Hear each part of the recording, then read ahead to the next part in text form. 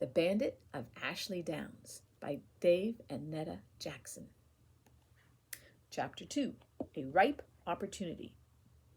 Curly trailed the gray-shawled woman and the little girl for 3 more blocks as the houses got smaller and shabbier. Then he overheard the girl say, "Mama, when is Papa coming back from the sea?" "By Christmas, God willing," the woman said, putting her arm gently around the child's shoulder. That answered it. The girl couldn't be Curly's sister.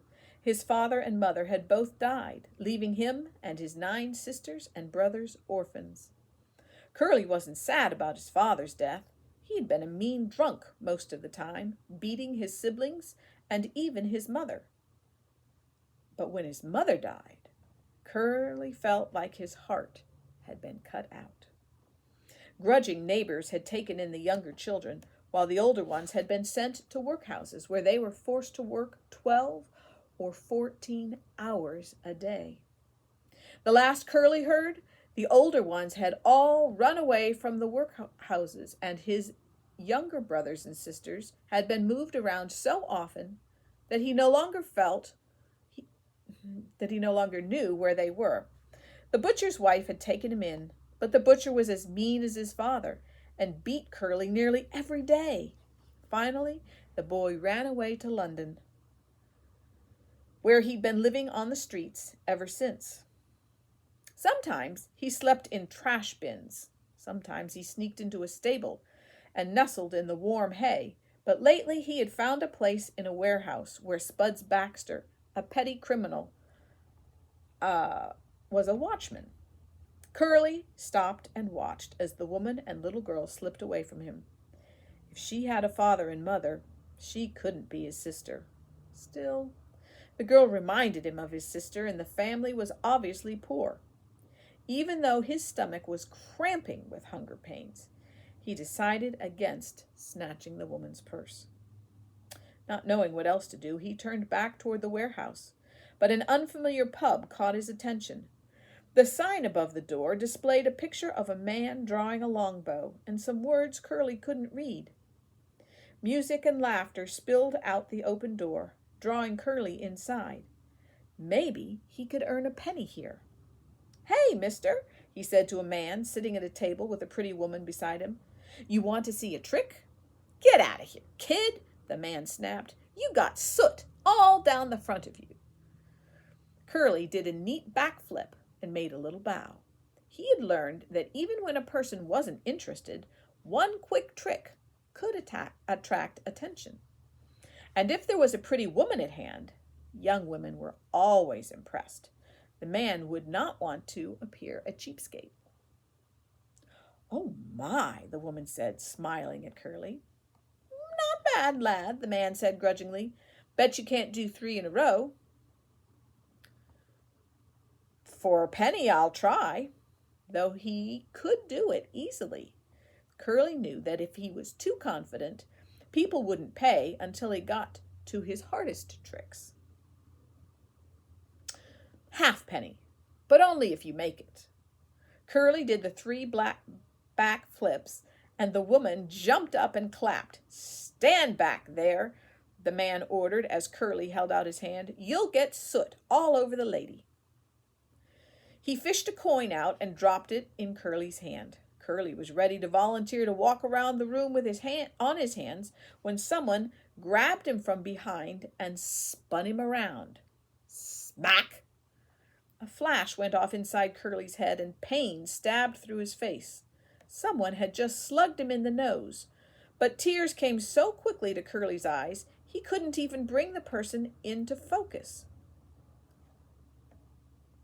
"The only way an outsider puts on a show in here is if he fights me," a menacing voice said. Curly blinked and then saw a kid a head taller than him standing in a boxer's stance. "So, put up your fists or get out," the challenger sneered. Seeing he was outmatched, Curly backed off and quickly ran out of the pub. The small coin he still clutched in his hand bought him a muffin and a piece of taffy for his lunch. But the food didn't ease the sad feeling inside. Curly wandered back to the warehouse. Things weren't going well. Spuds Baxter yelled at him when he entered the warehouse. "Where have you been? I needed somebody to keep a lookout for me. I had customers this morning." Spud's customers were thieves like himself. The warehouse owners had hired Spuds to live there and prevent people from stealing the merchandise. "I'm a good watchman," Spuds had once boasted to Curly. "Been here 3 years, and no one has broken in and carried off a wagon load of merchandise." That was actually true, but Spuds stole small amounts himself to sell to his customers, who resold it on the black market. Curly's job as lookout was to make sure none of the merchants who stored things legally in the warehouse came by when Spuds was dealing with his black market customers. "If I don't take too much," Spuds had explained proudly, "no one notices. There's always some breakage and loss during shipping, so who's going to reweigh a 50-pound sack of chocolate to find out that a couple pounds are missing?" Now Spuds frowned as he looked Curly up and down. "What happened to you?" he growled. Spuds had gotten his nickname from his rough, pockmarked face and large, bulbous nose that made him look like a red potato.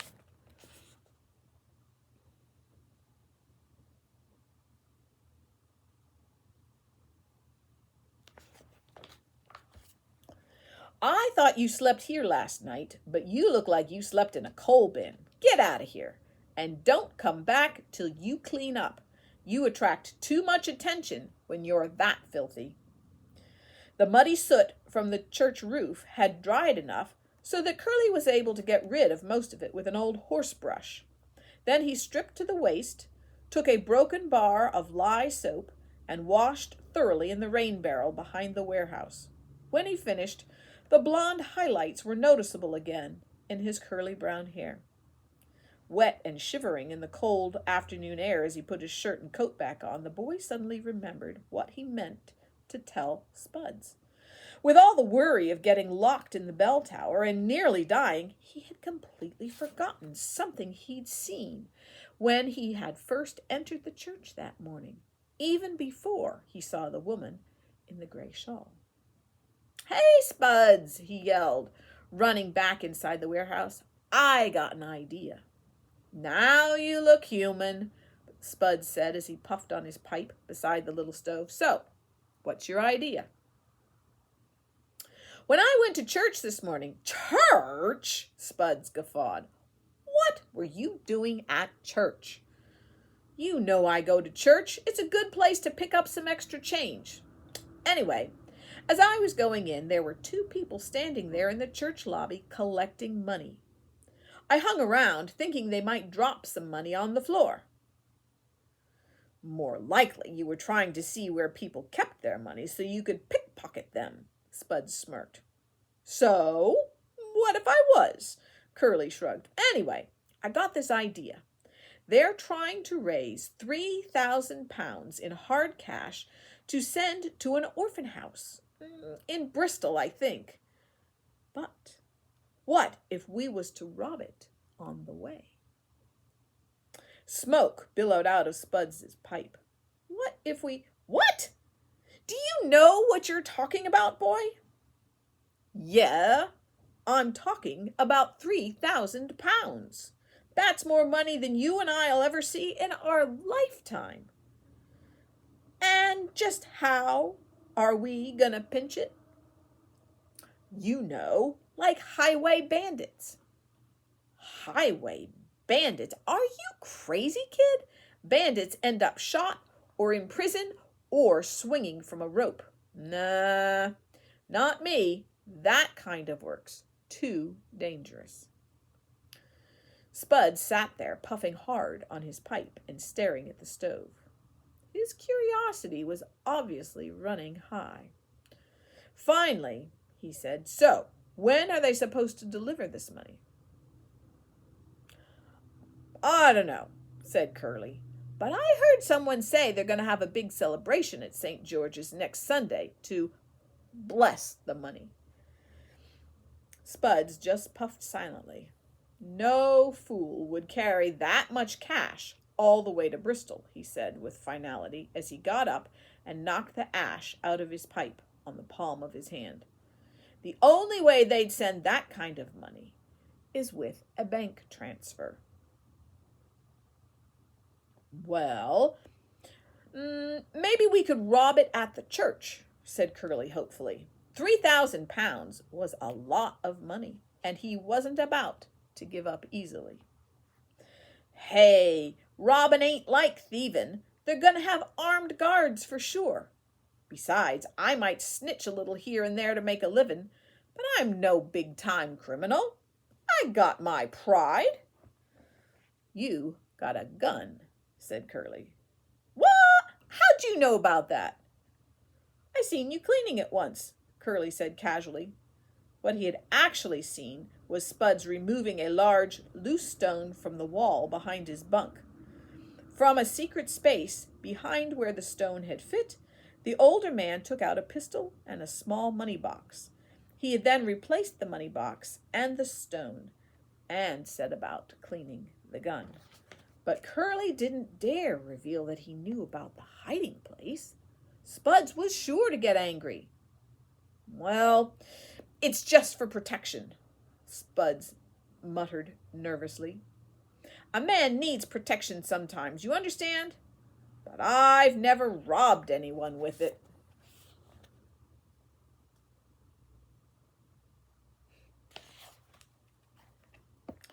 The next Sunday, Curly made his way back to St. George's Church.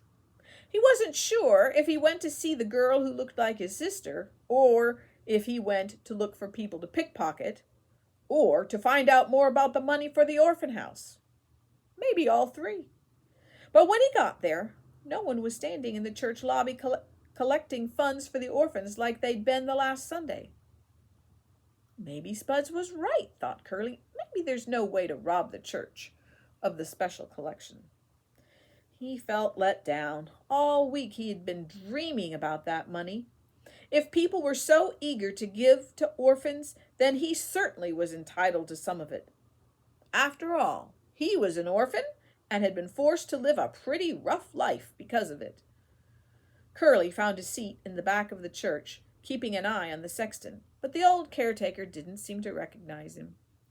The boy sat patiently as the music from the big pipe organ filled the big church, drowning out people's voices.